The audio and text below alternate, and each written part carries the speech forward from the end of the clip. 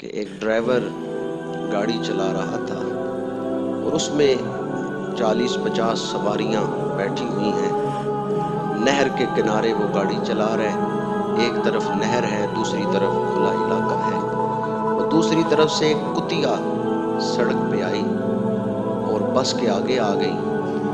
اب ڈرائیور کو کیا چاہیے، بس کو بچائے، سواریوں کو، یا کتی کو؟ تو وہ ڈرائیور بڑا سمجھدار تھا، اس نے ایسا کیا کہ کتی کو بچایا اور گاڑی کو نہر میں پھینک دیا. گاڑی نہر میں گر گئی. لوگ دوڑے، انہوں نے کہا جی بچاؤ بچاؤ. کچھ آدھی سواریاں تو مر گئیں، بہ گئیں، کچھ بچ گئیں. ڈرائیور باہر نکلا، بچ گیا. تو باہر نکلتے ہی اس نے کہا کتی بچ گئی ہے یا نہیں بچ گئی؟ باہر نکلتے ہی اس نے کہا کتی بچ گئی ہے یا نہیں؟ انہوں نے کہا لوگوں نے بتایا وہ تو بچ گئی ہے، تو نے گاڑی جو نہر میں پھینک دی تھی. اس نے کہا میرا دل بڑا خوش ہے، چلو 20-25 بندے مر گئے ہیں، کوئی بات نہیں، کتی بچنی چاہیے تھی. اس وقت جو حالات ہیں ملک کے، ہمارا جو ڈرائیور ہے نا، اس نے گاڑی پھینک دی ہے نہر میں، اس نے خطرہ مول لے لی ہے. دنیا والوں سے کوئی خطرہ نہیں ہے. دنیا والے کیا نقصان کریں گے یا فائدہ دیں گے؟ ڈرنا اللہ کے عذاب سے چاہیے، ڈرنا حضور کی ناراضگی سے چاہیے.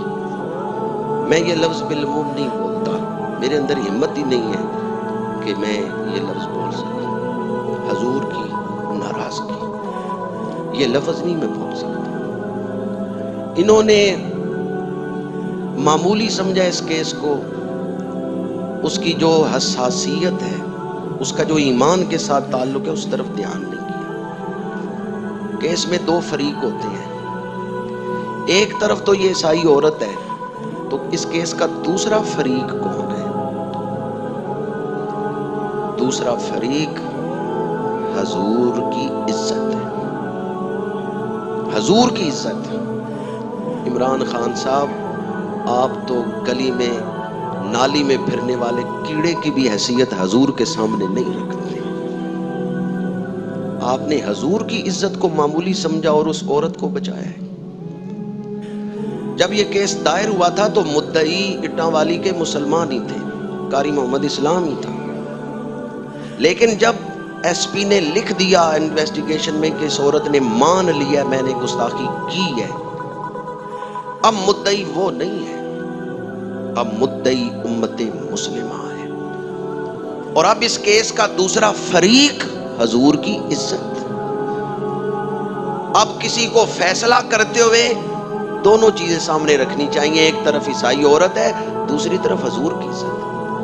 اور آپ لوگوں کے سامنے بھی میں ہاتھ جوڑ کے عرض کروں گا، مختلف پارٹیوں کے لوگ ہیں، میں ہاتھ جوڑ کے عرض کروں گا اس کیس پر زبان نہ کھولیں. کہیں اپنی پارٹی کی نسبت کو بچاتے ہوئے ایمان نہ برباد کر دیں. آپ کو چونکہ اس کی باریکیوں کا نہیں پتا، اس کے اندر جو ایمان کے لیے خطرہ ہے اس کا آپ کو نہیں پتا.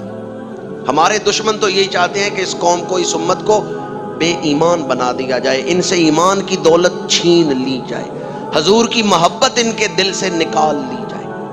اس لیے آپ چوراہوں میں بیٹھ کر، دکانوں پہ بیٹھ کر کوئی کمزور بات اس کیس کے حوالے سے زبان پہ نہ لائیں.